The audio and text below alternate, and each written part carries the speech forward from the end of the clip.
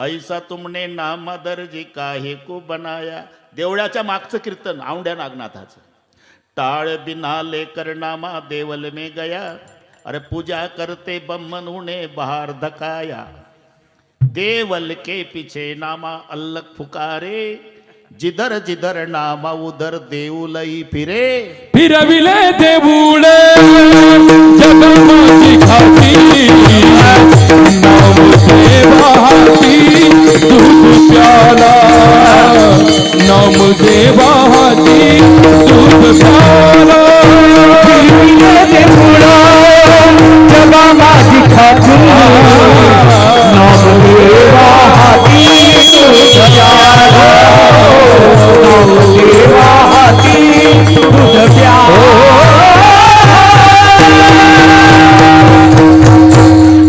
फिरविले देऊळ जगा माझी ख्याती नामदेवा हाती दूध प्याला. हे औंढ्या नागनाथाला घडलेली घटना. जिधर जिधर नामा उदर देऊलय फिरे. आणि मग पुढचा प्रश्न विचारला. नाना बर्ण गवाऊन का एक बर्ण दूध. ते ब्राह्मणाशी भांडले नामदेवराय. अरे गाईचे वर्ण वेगवेगळे, काही तांबड्या असतात, काही पांढऱ्या असतात, काही काळ्या असतात, पण दूध पांढरं. नाना बर्ण गवाऊन का एक बर्ण दूध. तुम कहा के बम्मन हम कहा के सूद. आता पुढचं ऐका. मन मेरी सुई तन मेरा धागा. और केशव जी के चरण पर नामा शिंपी लागा. मी का एवढा आटापिटा केला पण अभंग मात्र शिंपी शब्दावर थांबवला. हा अभिमान सांगतो विठ्ठल.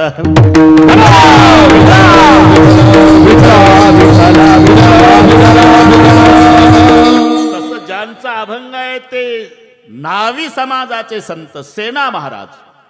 पण समाजाचा उल्लेख करताना स्वाभिमानानं नावियाचे वंशी नावियाचे वंशी नावियाचे वंशी नावियाचे जन्म दिला ऋषिकेशी जन्म दिला ऋषिकेशी जन्म दिला ऋषिकेशी जन्म दिला ऋषिकेशी.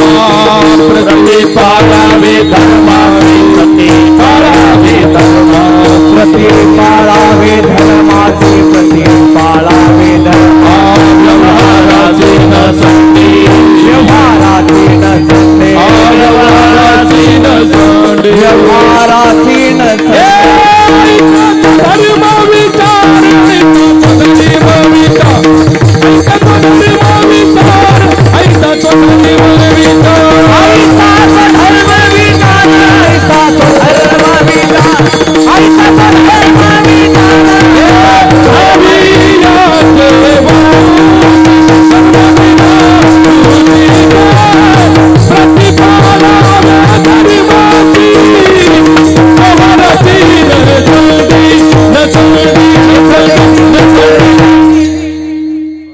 नावी समाजात जन्माला आलेले संत सेना महाराज स्वाभिमानानं नावियाचे वंशी जन्म दिला ऋषिकेशी.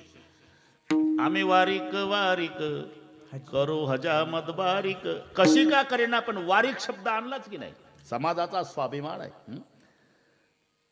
धंदा करी 2 प्रहर.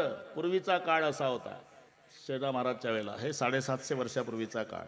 दुपारपर्यंत धंदा करायचा. दोकटी बगलेत लटकवायची. पाटलाच्या वाड्यात खळ्यात जाऊन काय मिळेल ते कडबा ज्वारी. दुपारपर्यंत धंदा करी 2 प्रहर. आणि मग घरी यायचे. दोकटी लटकून द्यायचे. आंघोळ झाली नित्यनेम पूजा की दुसऱ्या दिवशीच्या सकाळपर्यंत धोकटीला हात लावायचा नाही. मागुती जाण शिवू नये धोकटी. दुसऱ्या दिवशी सकाळीच. आता त्यांचा दोष नाही. रात्री 12:30ला दाढ्या करणारे लोक असल्यामुळे सलूनवाल्याला 1 वाजेपर्यंत उघडून ठेवावं लागतं. पूर्वीचा काळ. धंदा करी 2 प्रहर. हा त्यांचा अभंग आहे. वास्तविक जात न पूछिए साधु की पूछ लीजिए ज्ञान. मोल करो तलवार का पडा रह दो मॅन. अरे केवढा आले संत. आता 2-3 दिवस झाले वाल्मिकी ऋषीची जयंती. वाल्मिकी ऋषीचा जन्म कोण्या कुळात आहे? कोळ्याच्या. जरा विचार करा, कोळ्याच्या कुळात जन्माला आलेला कोण? ऋषी वाल्मिकी, ज्याने रामाच्या आधी रामायण केलं. म्हणून जात न पुछे साधू की. वाल्मिकी प्रसिद्ध झाले नवल नाही, कोळ्याची कीर्ती वाढली ग कोळ्याची कीर्ती वाढली ग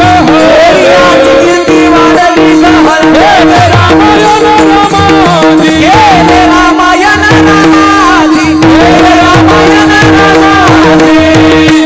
ज्या कुळात जन्म घेतात पवित्र ते कुळ पावन तो देश, जेथे हरीचे दास जन्म घेती. ज्या वंशात जन्म झाला वाल्मिकी ऋषीचा, कोळ्याची कीर्ती वाढली गहन. ज्या वंशात जन्म झाला सावता बाबाचा, नामा म्हणे त्याचा जन्म सफळ झाला. नवल नाही, पण वंश उद्धरीला माळियाचा. तसं सेना महाराज नावी समाजात.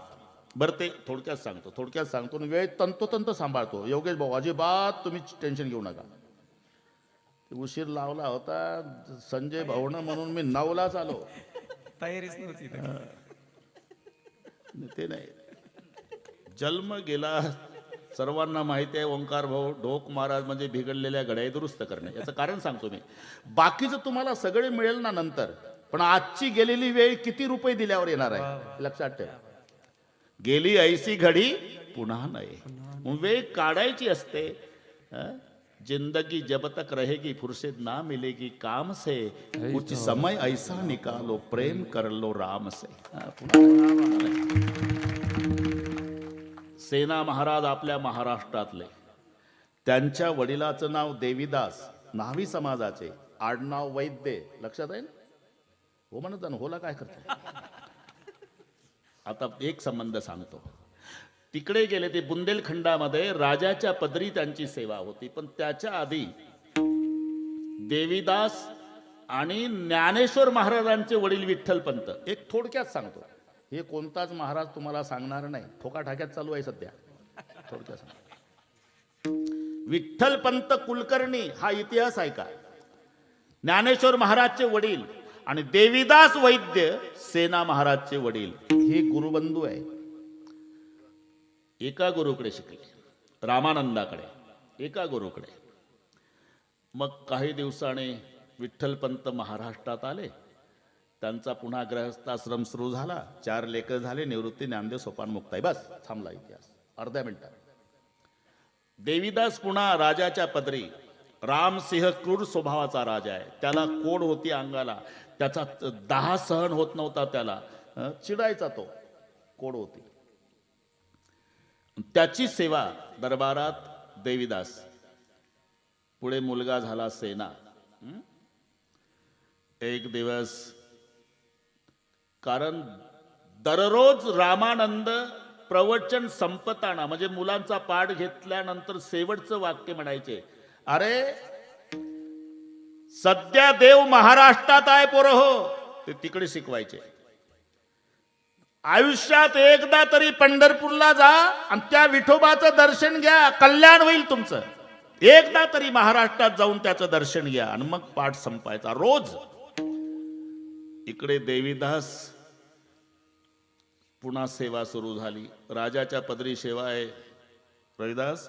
पण वेळ मिळाली नाही. देवीदासना येता आलं नाही आपल्या महाराष्ट्रात. थकता काळ आला. परंपरेनं सेवा सेना महाराजाकडे आली. पण मरताना देवीदास म्हणजे बापाचं डोकं मुलानं मांडीवर घेतलं सेना महाराजाने. डोळ्याला धारा लागल्या बापाच्या. बाबा रडताय? हा बेटा. का? माझे गुरुबंधू महाराष्ट्रात आहे, विठ्ठलपंत कुलकर्णी. आम्ही एकाच गुरुकडे शिकलो, रामानंदाकडे. आला की बंद करून टाका ना, काय घेतलाच पाहिजे असा नियम आहे का. मी आपला बाप पोट तिडकीनं सांगतो राव.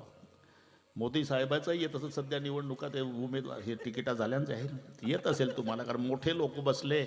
इकडे द्रौपदी ताईचा येत असेल कोणाला, तुम्हाला मोदी साहेबाचाही येऊ शकते. पण माझं नाव सांगा त्यांना. 1 तास 10 मिनिटं राहिली, आय एम बिजी म्हणून सांगा, काही फरक नाही पडत. विठ्ठल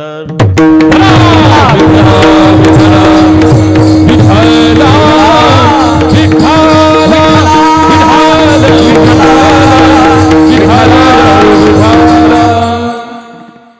बेटा, दररोज माझे गुरु रामानंद म्हणायचे देव महाराष्ट्रात आहे, एकदा तरी जा पंढरपूरला जाऊन त्या देवबापाचं दर्शन घ्या.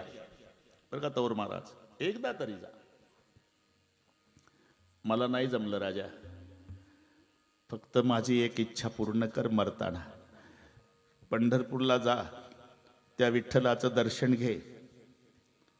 तो आमचा विठोबा ना, त्याच्या भक्ताची सेवा करणाऱ्याची सुद्धा सेवा करतो. हे शेवटचं वाक्य. पूर्ण करशील माझी इच्छा? हो बाबा. आणि तिथं गेल्यावर विठ्ठलाचं दर्शन झालं म्हणजे अलंकापूरला जा. माझ्या गुरुबंधूला विठ्ठल पंताला 4 मुलं आहे, 4ही अधिकारी आहे. त्या 4ही मुलाची भेट घेऊन ये आणि प्राण सोडला. बस. आता पुढचं ऐका. कार्य व्यापामुळे जाता आलं नाही, पण एक वाक्य लक्षात ठेवलं सेना महाराजांनी. माझा बाप म्हणत होता, तो विठोबा त्याच्या भक्ताची सेवा करणाऱ्याची सेवा करतो. म्हणून वारकरी तीर्थयात्रा करीत तिकडे गेले, भगव्या झेंड्यावाले की पाया पडायचे. सेना महाराज चला घरी जेवायला, आंघोळ्या घालायचे, जेवू घालायचे, यथामती दक्षिणा द्यायचे. ही सेवा सुरू केली. एकदा 10 वारकरी आले, सेना महाराजांना घरी नेले. सकाळी त्यांच्या हजामती सुरू केल्या वारकऱ्याच्या. इकडे रामसिंहाला लहर आली, जा रे सेनाला बोलवा, दाढी करायची म्हणाव. निरोप आला. सेना महाराजची बायको बाहेर होती. कुठे गेला सेना? ते वारकरी आले, महाराष्ट्रातले विठ्ठलाचे भक्त, त्यांच्या दाड्या हजामती चालू आहे. ते झाल्यावर पाठवते मी त्यांना. बिचारी भोळी बाबडी सहज बोलली.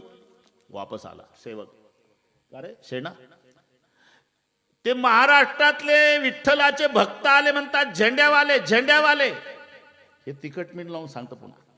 वारकरी त्याच्या हजामती करते म्हणे त्याची बायको, आणि त्यांच्या झाल्यावर मग पाठवते म्हणे. सेनाचं दरबारात वर्चस्व सहन न होणारे काही होतेच, जखमेवर मीठ चोळायला आलेच. ते झेंड्यावाले तुमच्यापेक्षा मोठे लागले का सरकार? त्याच्या हजामती आधी, आणि ज्याच्या अन्नावर जगतो त्या मालकाची नंतर. दिलन रॉकेल ओतून. बोलवा त्याला, फासावर द्या.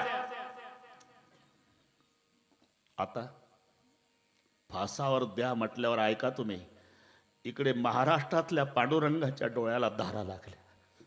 माझ्या शेणाला फाशी कशाबद्दल? माझ्या वारकऱ्याची सेवा केली म्हणून माझ्या सेनाला फाशी? क्षणार्धात जगाचा बाप सेना नावी झाला. क्षणार्धात. ते VIP दोकटी होती खुंटीला, सेनाला माहितीच नाही. ती घेतली देवानं आणि पळतच आले दरबारात, लोटांगण घातलं राजाला. चुकलं मायबाप, पुन्हा अशी चूक होणार नाही, एवढा गुन्हा माफ करा. पुन्हा अशी चूक होणार नाही मायबाप, एवढा गुन्हा माफ करा. आणि मग हजामत सुरू केली. कोणाची? राजाची, रामसिंहाची. रामसिंहाला काय माहिती आहे आज जगाचा बाप माझी हजामत करतोय म्हणून.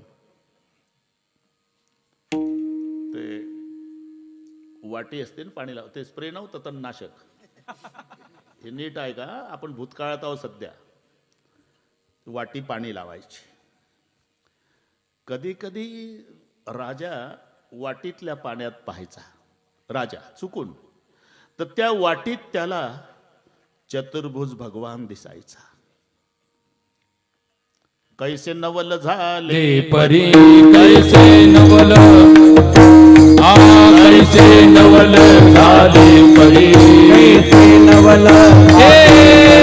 वाटी माझी दिसे हरी, वाटी माझी दिसे हरी, वाटी माझी दिसे हरी, वाटी माझी दिसे हरी, वाटी माझी दिसे हरी, वाटी माझी दिसे नवल झाले परी, वाटी माझी दिसे हरी, वाटी माझी दिसे हरी, वाटी माझी दिसे हरी. कैसे नवल झाले परी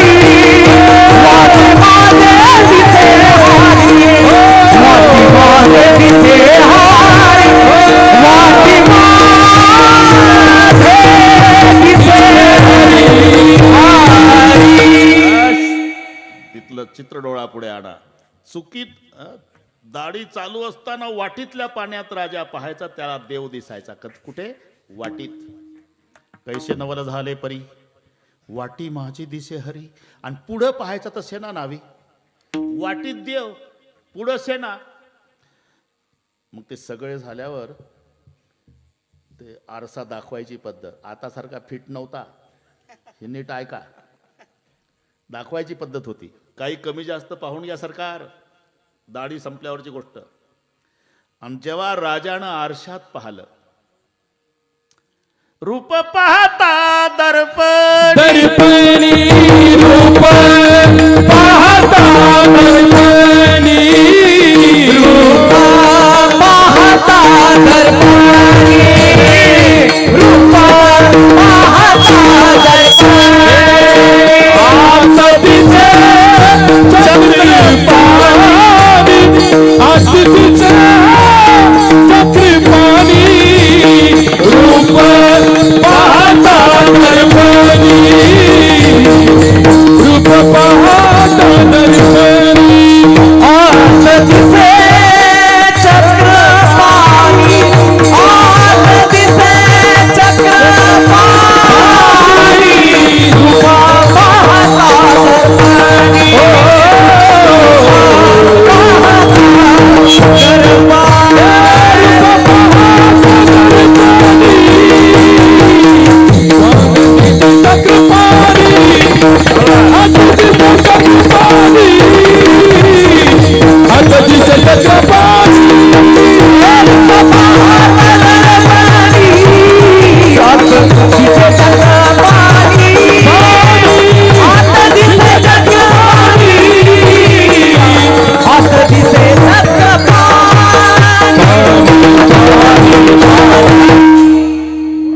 जय हनुमान जय ओंकार, दोघंही कमी नाही.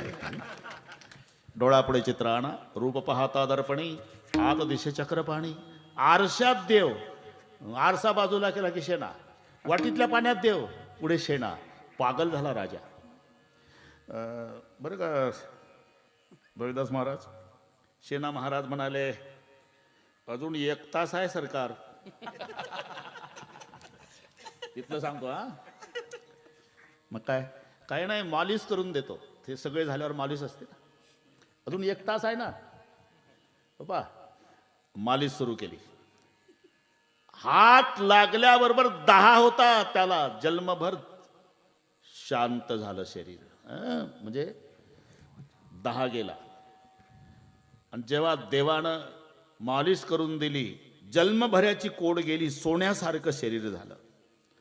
अरे वैद्याचा हात लागला तर एवढा गुण येतो.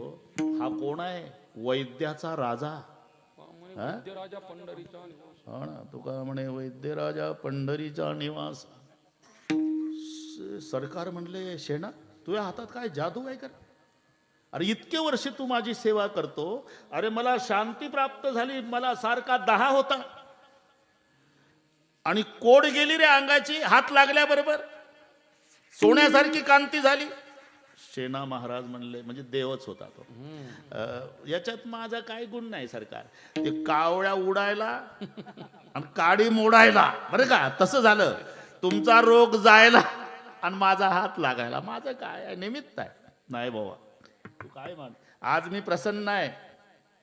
ए सोन्याच्या मोहरा आणणारे, मोहरा आणल्या सोन्याच्या. 80,000 रुपये 10 ग्रामचा भाव आहे. घरी गेल्यावर हिशोब करा. वंजळ भरली राजानं.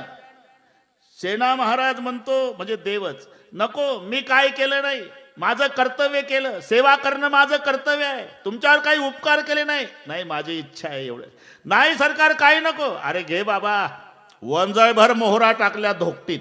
पुढचं ऐका. धोकटी गुंडाळली.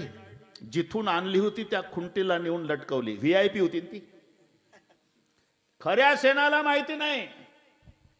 देवाचं काम झालं बरं का. मग बायको म्हणली, अहो ते 9 वाजता का नाही राजाचे सेवक आले होते. काय म्हणले? हजामत करायची म्हणजे राजाची. तू काय म्हणली? मी म्हणली वारकऱ्याची हजामती चालू आहे. ते झाल्या म्हणजे पाठवते. काय करून बसली आधीच ते रागीट आहे. आता काय होईल माझं. घाई घाई ती धोकटी घेतली बगलेत. कोणती ती VIP जी देवानं आणून लटकवली ती वापस. आणि जो शेणा पळत आला राजाला दंडवत. चुकलं, पुन्हा अशी चूक होणार नाही, एवढा गुन्हा माफ करा, पुन्हा असा अपराध होणार नाही. काय म्हणतो तू. नाही मला ते वारकरी आले त्यांच्या सेवेने येता आलं नाही. अरे तू आताच हजामत करून गेला. माझी चेष्टा करू नका सरकार, मी आलो नाही. अरे तू आताच गेला हजामत करून.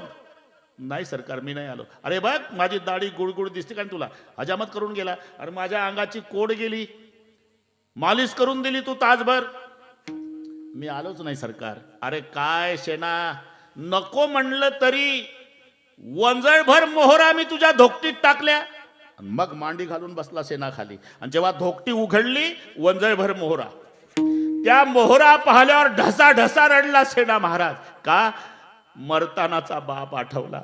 माझा बाप म्हणत होता देवीदास, बेटा पंढरीचा पांडुरंग त्याच्या भक्ताची सेवा करणाऱ्याची सेवा करतो.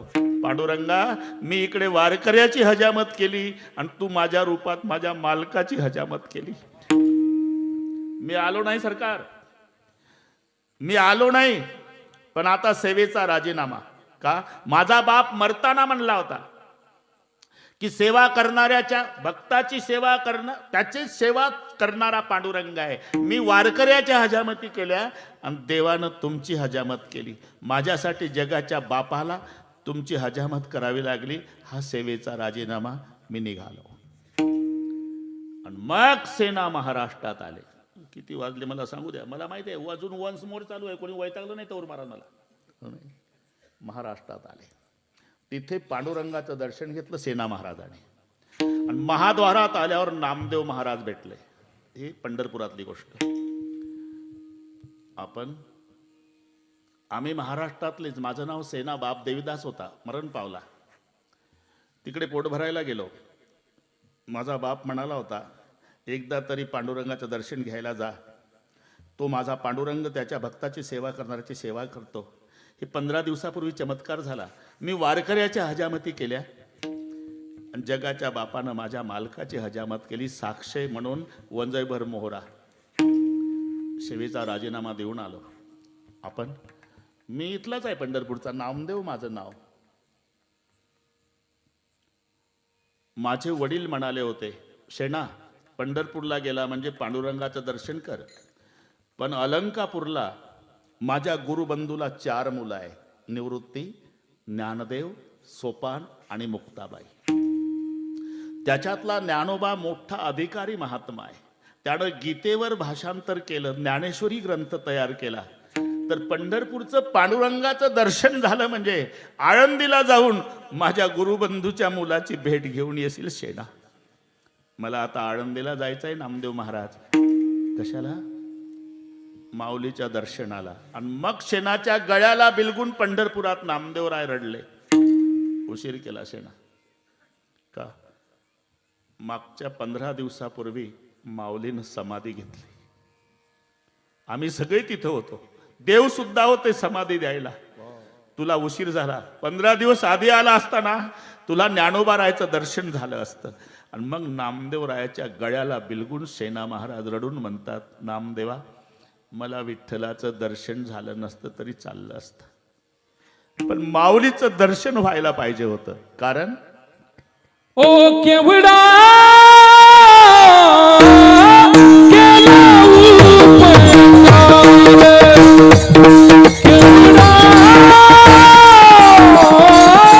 केला परमार्थी क्षत्रा एकंदर 5 पंथ आहे. त्याचे 5 विभाग असे दिले. विपंथ, कुपंथ, सूक्ष्मपंथ, दुस्तर आणि सुपंथ. जो वाईट मार्गाकडे नेतो तो कुपंथ. जारण मारण उच्चाटन हे कुपंथ आहे. ज्याच्या सूक्ष्मता आहे तो सूक्ष्मपंथ, कर्म मार्ग सूक्ष्मपंथ आहे. कारण मंत्र चढे थोडा तरी धडची होय वेडा. त्याची बायको 6 महिन्यापासून पडली होती खाली, बेशुद्ध अवस्थेत होती. कोणीतरी त्याला सांगितलं, अरे सोपा मार्ग आहे, भैरवी मातेचा जप कर, 6 तासात उठते. योगेश भाऊ आणि हे बसलं ना, सकाळी 6ला बसलं, 12 वाजेपर्यंत भार्याम रक्षती भैरवी, भार्याम रक्षती भैरवी, भार्याम रक्षती भैरवी, भार्याम रक्षती भैरवी. 12 वाजता उठले बायको. 6 महिने पडून होती ती, 12 वाजता उठली. मुलाला एवढा आनंद झाला, पळत आला, पप्पा उठली मम्मी. मम्मी उठली पण पप्पा नाही उठला. पप्पा आनंदातच मंत्र सुरू ठेवला, भार्याम भक्षती भैरवी, भार्याम भक्षती भैरवी, भार्याम भक्षती भैरवी, भार्याम भक्षती भैरवी. मुलगा पळत आला, पप्पा काय मेली का? रचा भ झाला, भार्याम रक्षती भैरवी उठली आणि भार्याम भक्षती भैरवी मेली. मंत्र चळे थोडा. हा सूक्ष्म पंथ आहे, कर्म मार्ग. दुस्तर पंथ योग मार्ग आहे, शरीर शोषण प्राण निरोधन मनोजयात योग.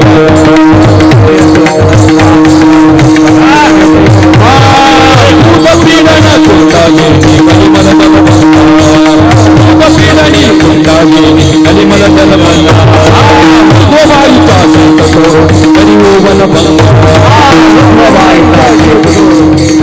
आ ब्रह्मारंभी चळे परी मुमुक्षु भगवते राम कृष्ण वासुदेवा. ओम नमो भगवते राम कृष्ण वासुदेवा.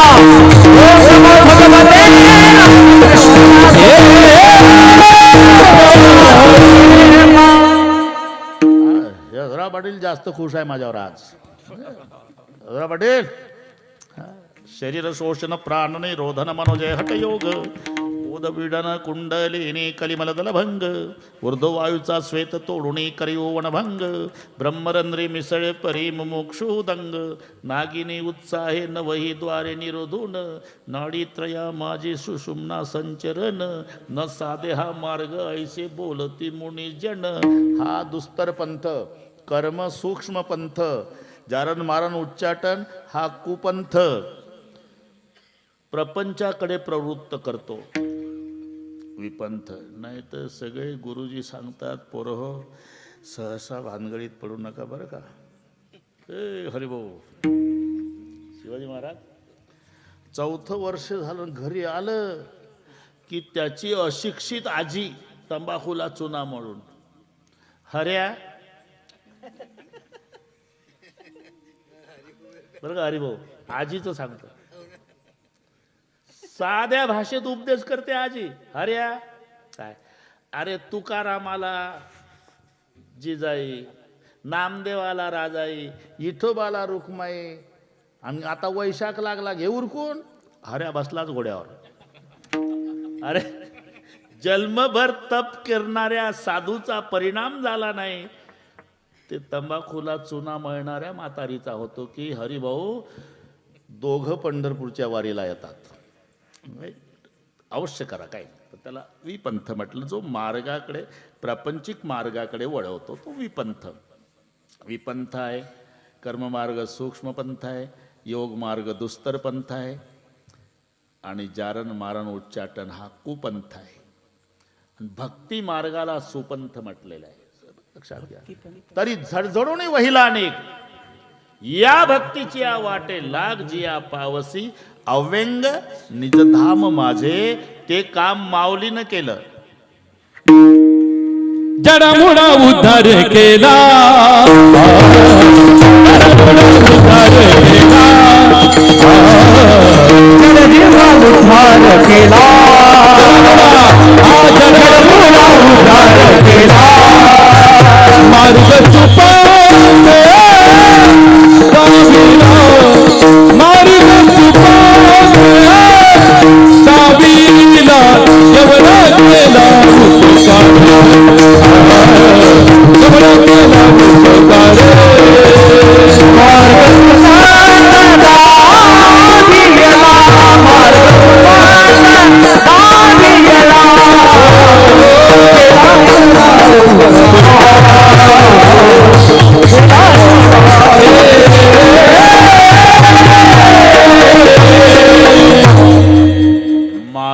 सुपंथ दाविला या 5 पंथामधला जो सुपंथ आहे तो भक्ती मार्ग माऊलीनं मार्ग सुपंथ दाविला आणि पुन्हा जड मुडा उद्धार केला. 2 शब्द आले, जडाचा उद्धार, मुडाचा उद्धार. भिंतीसारखं जड चालविली, बस तिथेच उत्तर आहे, ते काही इकडे शोधायची गरज नाही. भिंतीसारखं जड आहे, रेड्यासारखं मूड आहे. अजिबात अक्कल नसलेलं जनावर म्हणजे रेडा. रस्त्यानं जर चालला ना रेडा तर मधल्या पांढऱ्या रेषेहून चालतो. त्याला वाटतं सरकारनं माझ्याकरताच आखून ठेवली.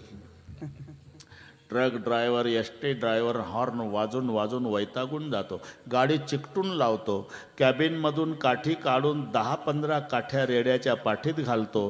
तेव्हा शेवटच्या काठीला रेडा हळूच मागं फिरून पाहतो, काय चाललं भारतात. एवढं बेअकली जनावर. तुम्ही सर्कशी बघितल्या ना हरिभाऊ? हिंस्त्र पशुचा वापर आहे रविदास. स्वतःचा जीव धोक्यात घालून रिंग मास्टर हिंस्त्र पशुला शिकवतो, पण एकाही सर्कसीत रेड्याचा वापर केला जात नाही. रेडे काय मिळत नाही का यांना? पण त्यांना माहिती आहे आपल्यासारखे हजारो रिंग मास्टर रेडे शिकून वेडे झाले तरी रेडे शिकत नाही. मग रेड्याच्या भानगडी सर्कसवाले पडत नाही. कास्तकाराच्या बाबतीत त्यांना विचारा ना, 20 म्हशी जर गोठ्यात बांधून असल्या तर म्हशीचं पारडू सोडा, ते म्हशीकडे नाही जात, मालकाकडे येतं आधी. तुम्ही का हसता? सोडून पाहिलं म्हणून. मालकाला वाटतं याला प्यायला सोडून बैताड चालवणं, एक थोबाडी देतो, मालक तिकडे तोंड फिरवतं. त्याला वाटतं मालकाने मारलं त्यावर ते प्यायला सोडलं असावं. पण 20 म्हशी बांधून आहे, याच्यातली माझी आई कोणती असावी? त्याला वाटायचं 10च मिनिट राहिले, कशाला वेळ घालवावी, पहिल्या म्हशीपासून प्यायला सुरुवात करावी.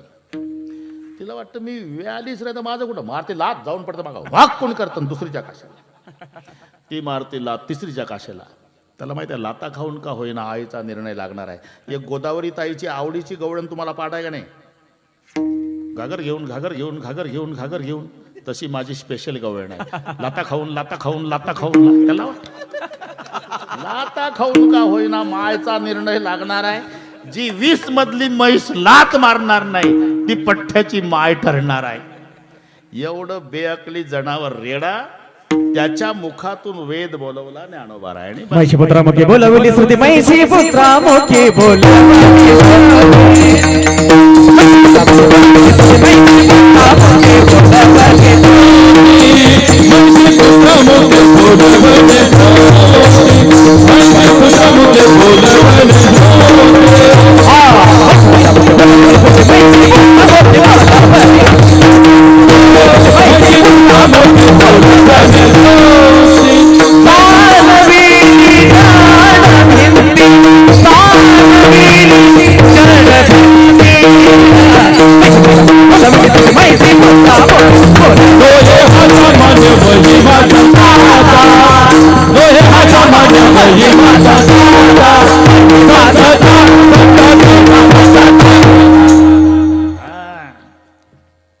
धुरपद म्हणत जा ना, धुरपद. त्यालाही कोणी विचारत नाही. तो आमच्या हरिकिशन महाराजचा मुलगा आहे, आमचाही लाडकाच आहे तो. पण ते धुरपद कोणी म्हणायचं? आता कीर्तनकारालाच पाठ नसते म्हणून ते नाव ठेवत नाही तुम्हाला. ते इथं नाही चालत तडजोड. विठ्ठला विठ्ठल.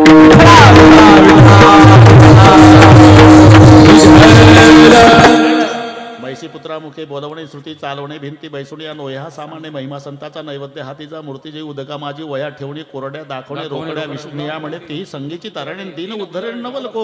झाला ना बंग? मग असं आहे ते नाही तर मग कॉफी करणं नाही तर मग तिथं तर नोहे हा सामान्य हे द्रौपद आहे. म्हैसी पुत्रामुखे बोलवणे श्रुती चालवणे भिंती बैसुणिया. म्हशीच्या पुत्राच्या मुखातून वेद बोलावला. परिणाम तो रेडा सोबत घेतला पैठणवरून. जाताना आळ्या मार्गे चालले तिथं त्याचा प्राण गेला. तालुका जुन्नर, जिल्हा पुणे. तिथे त्या रेड्याची समाधी आहे अजूनही. रेड्याची समाधी दरवर्षी अखंड हरिनाम सप्ताह आहे. कुठं? रेड्याच्या समाधी पुढं. थोडा विचार करा घरी गेल्यावर. याची टोपी त्याच्या डोक्यात, त्याची याच्या दोघाची, आपल्या काळाचं पांढरण वाटोळ्याचं चौकोनी डोळ्यात तेल घालून बाप संसार करतो, 3 मजली इमारत बांधून ठेवतो मुलासाठी, तरी त्याचा एकुलता एक मुलगा आणि जास्त शिकलेला बापाचा 10वा घालेल याची शाश्वती नाही. एकुलता एक मुलगा बापाचा 10वा घालत नाही. 750 वर्ष झाले रेड्याच्या समाधी पुढे सपताय. याला म्हणतात मुडाचा उद्धार. लक्षात घ्या, जड मुडा उद्धार केला. याच्यावर चालला कीर्तन. लक्षात आहे ना अभंग? हा, मुडाचा उद्धार. बरं का देवकर? तसा जडाचा. अरे किती भिंती आहे, किती भिंती आहे महाराष्ट्रात नाही भारतात, पण कितीतरी भिंतीवर येड्या बाबळी आहे, गाजर गवत आहे, आणि गावातली सगळी मोकाट कुत्री त्या भिंतीवर बसून आहे. एक भिंत आहे, 750 वर्ष झाले, अजून आमचे वारकरी प्रदक्षिणा करून त्या भिंतीवर डोकं टेकून दर्शन घेतात. ती आळंदीची भिंत. का? संबंध संताचा आला, चालविली जड भिंती, त्याचं वंदन चालू आहे 750 वर्षापासून. नाही तर मंदिराला खांब असतात, सर्वांना माहिती आहे, मंदिराला खांब असतात, जगात जा, पण खांबासाठी मंदिर फक्त भारतात आहे, ते नेवाशाला. ज्या खांबाला टेकून बसले ज्ञानोबाराय आणि ज्ञानेश्वरी ग्रंथ लिहिला, त्या खांबासाठी मंदिर झालं. त्या भिंतीवर डोकं टेकून दर्शन घेणं चाललं. भिंतीचं दर्शन, खांबाचं दर्शन हा जडाचा उद्धार, आणि रेड्या पुढं सप्ता हा मुडाचा उद्धार. जड मुडा उद्धार केला,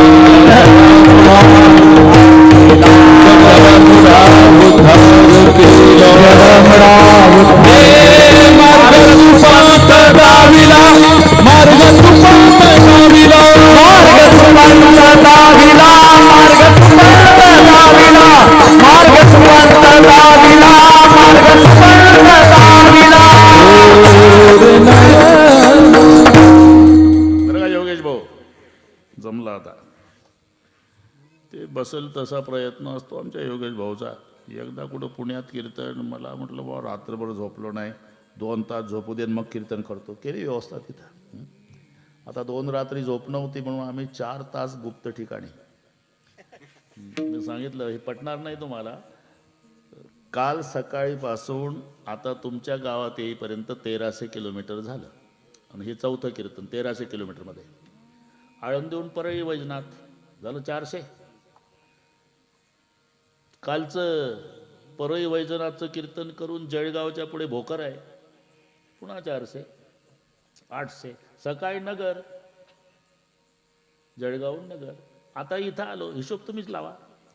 आता झोपायला संगमनेरला जायचं, ते आमचं दत्तात्रयासारखं आहे, स्नान पांचाळेश्वरी, भिक्षा गाणगापुरी एकडे.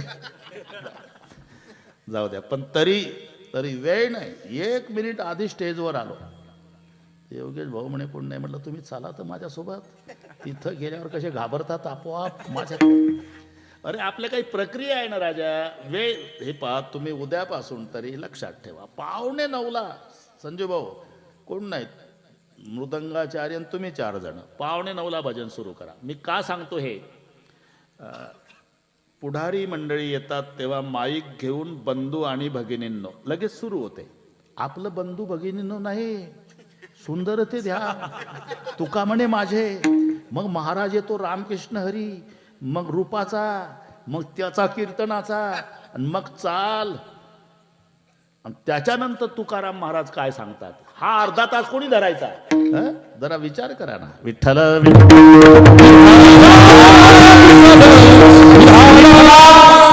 श्रोते मायबाप येतात, अर्ध्या तासाने येऊ द्या. तोपर्यंत हे ऐकायलाच पाहिजे का लोक? सुंदर ते ध्यान ऐकायला पाहिजे का? रूपाचा अभंग तोपर्यंत हे चालू द्या ना.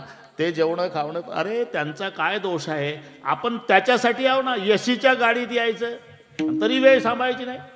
यांनी जनावराचं पाहायचं, धार काढायची, गाईची, शेळ्या मेंढ्याचं सगळे पाहायचं, रानातले कामं करायचे दिवसभर, आणि कधी कधी कीर्तनाची वेळ झाली तर न जेवता इथं यायचं. उपकार त्यांचे आहे. हे कीर्तनकाराचं कौतुक नाही, तो त्याच्यासाठीच आहे. पोस्टमॅन काय दारात आला पत्र घेऊन म्हणजे काय त्याचा सत्कार करायचा का? तो पोस्टमॅन आहे, आलाच पाहिजे. उद्यापासून हा संजय भाऊ एवढी सवय लावून घे जीवनात. कोणी असो नसो, ओंकारला हनुमानला घेऊन यायचं, आपला विना घ्यायचा, आणि एक मागं म्हणाल एक पुढं म्हणायचं, बस आपोआप येते लोक. तुकाराम महाराज काय सांगतात ते बरोबर अर्धा तास होतो त्याच्यात. आपलं काय चालू होतं अगडी, उद्यापासून सांगतो बुवा, जमलं तर जमलं पाहतो, आम्ही नाही चुकू देत कुठलं.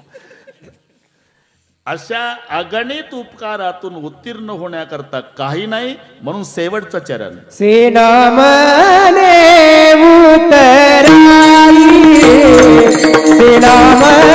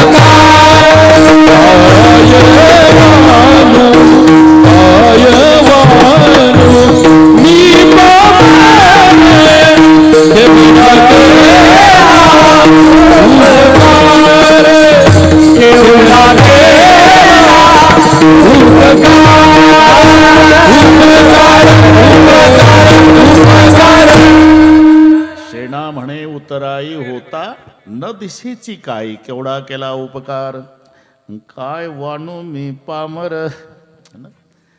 योगेश भाऊच्यामुळे पुन्हा 2 वर्षांनी योग आला. त्यालाच योगेश म्हणतात, जो योग आणतो तो योगाच आहे तो रामदेव बाबा.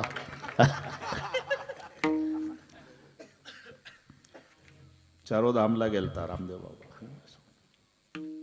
चांगला आहे, आनंद वाटला. गर्दी आहे तेवढे दर्दी आहे. सुंदर नियोजन आहे. आता आमचं उताराला गाड्या लागल्या. आता 71 चालू आहे भाऊ, उतारा लागला. 70वा वाढदिवस आमचा मुख्यमंत्री साहेबांनी केला है ना आळंदीला. काय सरकारच्या मनात आलं मला काही माहीत नाही, पण मला तुलसीदास पुरस्कार आणि बाबांना शांती ब्रह्म दोघांचा.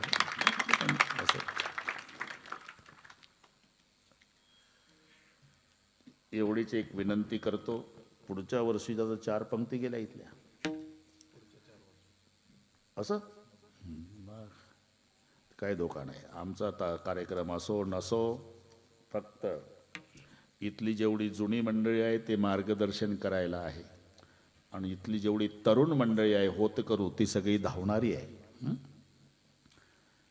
पावणे 12 महिने बाकीचं करा. गट तट हेवे दावे हे सगळे असतंच. माझ्याही गावात आहे, तुमच्याही गावात आहे. पण 8 दिवस बालरुद्र हनुमंतासाठी, केशवानंद महाराजासाठी सगळे गट तट विसरून एका मायची लेकर होऊन सप्ताला एकत्रित या. शेवटच्या दिवशी आपल्या सोबत येणारं हे एवढंच आहे जे तुम्ही 8 दिवस करता. पावणे 12 महिने जे प्रपंचाचं करता ते सगळे इथंच राहणार आहे. गळ्यातलं काढून घेतील, कानातलं काढून घेतील, बोटातलं रडता रडता काढतात.